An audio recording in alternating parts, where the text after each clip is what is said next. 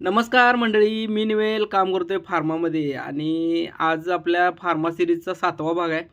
या भागात मी तुम्हाला आय-टी डिपार्टमेंटबद्दल थोडक्यात माहिती सांगणार आहे. म्हणजे त्यांचे काम काय असतं, इन्व्हॉल्वमेंट कोणत्या-कोणत्या ॲक्टिव्हिटीत असते.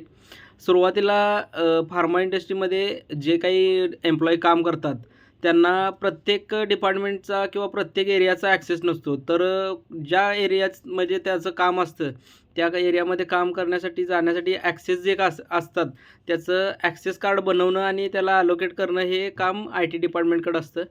त्यासोबत फार्मा इंडस्ट्रीमध्ये जे काही सर्व्हर असतात, म्हणजे आता एच-पी-एल-सी, जी-सी हे क्वालिटी कंट्रोल डिपार्टमेंटमध्ये जे इन्स्ट्रुमेंट असतात, त्यामध्ये क्रोमलिन सॉफ्टवेअर वापरलं जातं.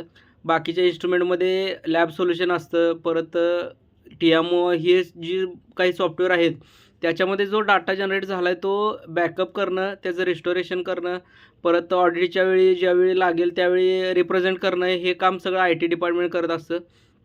त्यासोबत जे काही असेट आहेत, म्हणजे पी-सी झाले, लॅपटॉप झाले, टॅबलेट झाले, परत फोन, लँडलाईन हे सगळे जे काही ॲसेट आहेत, त्याचं मॅनेजमेंट आणि मेंटेनन्स हे काम आय-टी डिपार्टमेंट करत असतं. त्याचसोबत प्रोडक्शन एरियामध्ये जे काही रिॲक्टरसाठी लागणारे जे सॉफ्टवेअर असतात, त्याचं मेंटेनन्स आणि मॅनेजमेंटचं काम हे आय-टी डिपार्टमेंट करत असतं. कारण मेन प्रोडक्शन डिपार्टमेंटमध्ये जर एखाद्या सॉफ्टवेअरचा किंवा कशाचा ब्रेकडाऊन झाला, तर मोठा इम्पॅक्ट हा प्रोडक्शनवर होऊ शकतो. त्यामुळं तिथं काही तसं होऊन चालत नाही. त्याची काळजी घ्यायचं काम हे आय-टी डिपार्टमेंट करत असतं. त्याचसोबत क्वालिटी कंट्रोल डिपार्टमेंटमध्ये प्रत्येक इन्स्ट्रुमेंट असतं. त्याचं इंडिव्हिज्युअल लॉग इन आणि पासवर्ड हे मेंटेन केलं जातं प्रत्येक एम्प्लॉईचा. ते सगळं लॉग इन आणि लॉग इन क्रिएट करून देण्याचं काम हे आय-टी डिपार्टमेंट करत असतं.